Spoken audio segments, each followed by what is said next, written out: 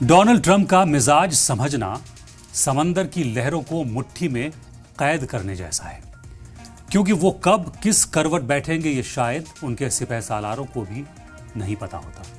इस वक्त जब पूरी दुनिया जंग के बारूद पर बैठी है और ईरान के साथ तनाव उरूज पर है, तब ट्रंप का अपनी पलटन लेकर बीजिंग जाना किसी फिल्मी ड्रामे से कम नहीं लगता। एक तरफ वो दहाड़ते हैं कि ईरान के मसले पर उन्हें चीन की कोई ज़रूरत नहीं है, और दूसरी तरफ वो एलन मस्क से लेकर टिम कुक तक को साथ लेकर शी जिनपिंग के दरबार में हाजिरी लगाने पहुंच गए हैं।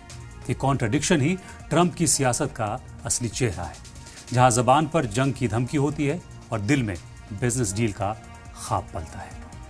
चीन के साथ अमेरिका का ये रिश्ता असल में एक ऐसी नूरा कुश्ती है जिसमें दोनों पहलवान एक दूसरे को पटखनी देना चाहते हैं और साथ बैठकर मुनाफा भी कमाना चाहते हैं।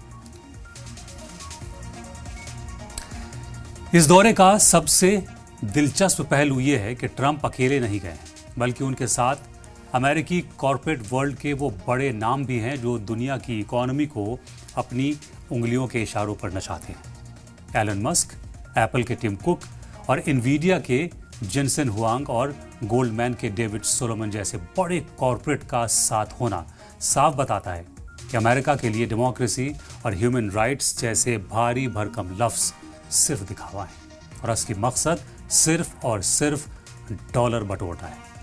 ट्रंप को अच्छी तरह पता है कि प्रोडक्शन और मैन्युफैक्चरिंग पर चीन का कब्जा यूं ही खत्म नहीं होने वाला, इसलिए वो टैरिफ की धमकी देकर असल में सौदेबाजी की मेज सजा रहे हैं।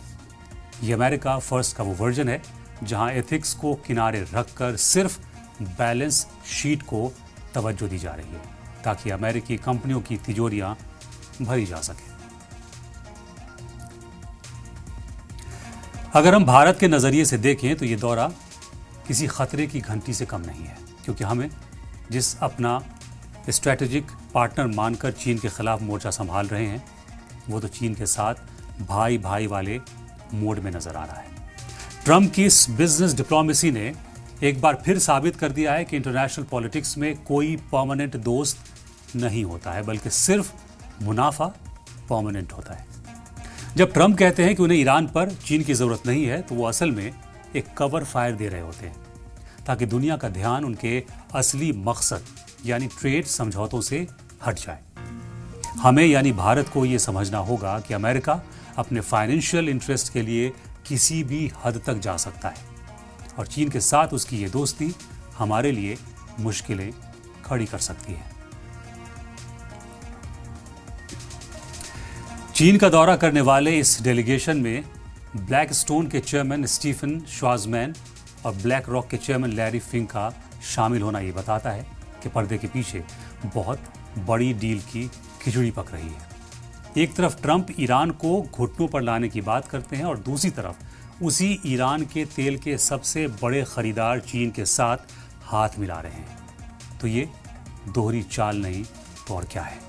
क्या वाकई ट्रंप को लगता है कि वो चीन को डराकर अपने हक में कर लेंगे, या फिर ये सिर्फ एक ड्रामा है ताकि इंतखाब यानी चुनाव से पहले अमेरिकी अवाम को बड़ी बिजनेस डील्स का झुनझुना थमाया जा सके? इस पूरी कवायद में ट्रेड और कारोबार को ही सबसे ऊपर रखा गया है और सिक्योरिटी के मुद्दे शायद सिर्फ फाइलों में दबे रह जाएंगे, क्योंकि ट्रंप के लिए असली जीत वही है जो डॉलर में गिनी जा सके। अमेरिका और चीन के बीच जो ये नया प्यार उमड़ रहा है, इस प्यार को क्या नाम दिया जाए, ये इस दौरे के बाद बताया जा सकता है, साफ हो सकता है। क्योंकि कल तक जो एक दूसरे को फूटी आंख नहीं सुहाते थे, वो आज साथ बैठकर डिनर डिप्लोमेसी करने जा रहे हैं। ट्रंप ने जिस तरह से कॉर्पोरेट वर्ल्ड के रईसों को अपनी ढाल बनाया है, उससे ये मैसेज जा रहा है कि अमेरिकी फॉरेन पॉलिसी अब वॉशिंगटन से नहीं बल्कि वॉल स्ट्रीट से तय हो रही है।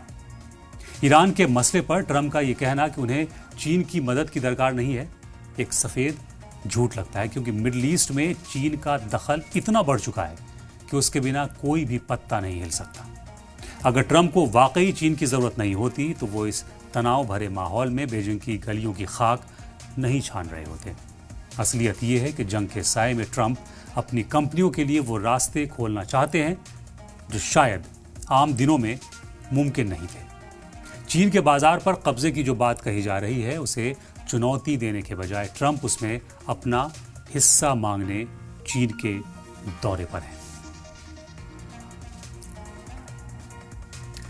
इस दौरे से जो समझौते निकल कर आएंगे वो शायद कागजों पर बहुत सुनहरे लगें, लेकिन उनकी ज़मीनी हकीकत हमेशा सियासत में उलझी रहेगी, क्योंकि चीन कभी भी बिना फायदे के कोई कदम नहीं उठाता। ट्रंप की जिद और चीन की चालाकी के बीच पिसने वाले वो छोटे मुल्क होंगे जो अमेरिका को अपना मसीहा मानते हैं।